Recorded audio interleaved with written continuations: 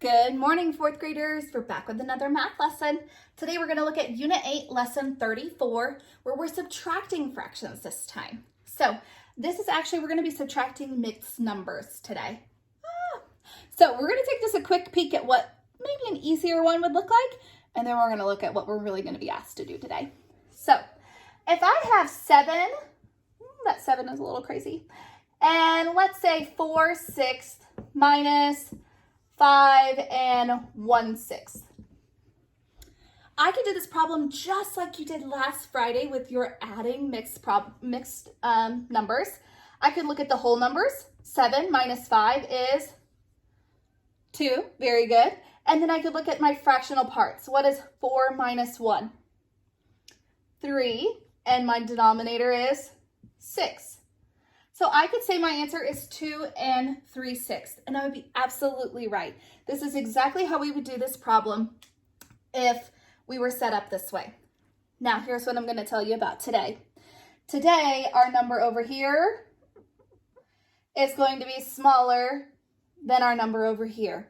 So we're going to have to do what we love to do with subtraction, which is called regrouping. So let's take a look at what that's going to look like for us today. All right, guys, I've reset the board here to our mixed numbers that we're going to be subtracting. As you can see, 8 and 1/10 minus 3 and 8/10. The first thing I notice is 1/10 is smaller than 8/10.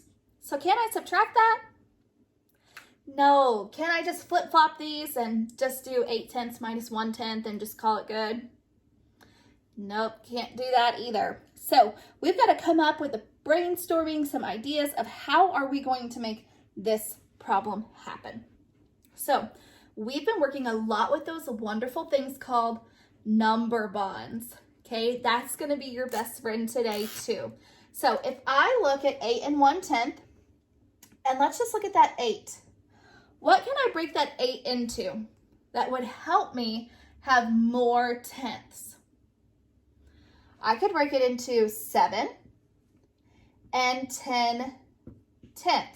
Now, when I break it into 7 and 10/10, I also have to remember that there's this other tenth right here. So I need to go ahead and just write that in there, plus 1/10, okay? So now I have 7 and 10/10 plus 1/10, which is a total of how many tenths now? 11/10. So I actually have 7 and 11/10. Is 11/10 bigger than 8/10? Absolutely, it is. So I should be able to now set up my subtraction problem and subtract correctly. This is very important to make sure that your numerator of your first mixed number, fractional piece, is larger or greater than the second fractional numerator over here. We want to make sure that we are still following our subtraction rules, even though we are subtracting with mixed numbers. So if I go through the same steps and I look at my whole numbers, what is 7 minus 3? 4, very good. And now my new numerator of 11, what is 11 minus 8? 3, very good. And my denominator? 10. So 8 and 1/10 minus 3 and 8/10 is 4 and 3/10. I'm only able to accomplish this answer if I do a number bond and get a new mixed number here to subtract from, okay? You will see this type of problem presented to you on your problem set right here on number 1. It says 4 and 1/3 minus 2/3.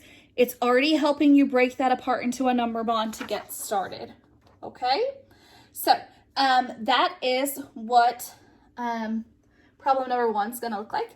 I'm going to erase the board and get it reset for problem number 2. All right, guys, I've reset the board here to show you problem number 2 and what it's going to kind of look like. What they've done on this problem is not much different than, honestly, problem number 1. We're still going to be working through the exact same steps, so it's really just more practice. So we're going to go through and we're going to look here, 11 and 1/5 minus 2 and 3/5. I still have this 1/5 minus 3/5. Is that going to help me solve this problem? No, I'm going to have to start out that number bond here. So 11, number bonded out, could be 10 wholes and 5/5. If I then add my 1/5 that I still have tacked onto that, I have 10 and how many fifths? 6/5. Very good. So 10 and 6/5.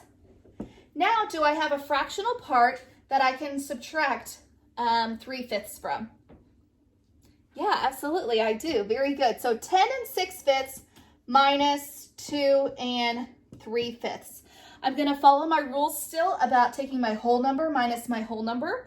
So what is 10 minus 2? 8. Very good. And what is 6/5 minus 3/5? 3/5. Very good. So 11 and 1/5 minus 2 and 3/5 equals 8 and 3/5. Very good, fourth graders. As you can see, you'll have 2 problems at the bottom of your problem set to try as well using this same strategy. If you have any questions at all, please don't hesitate to reach out to your homeroom teacher. We are here to help you, and don't forget, you're doing awesome.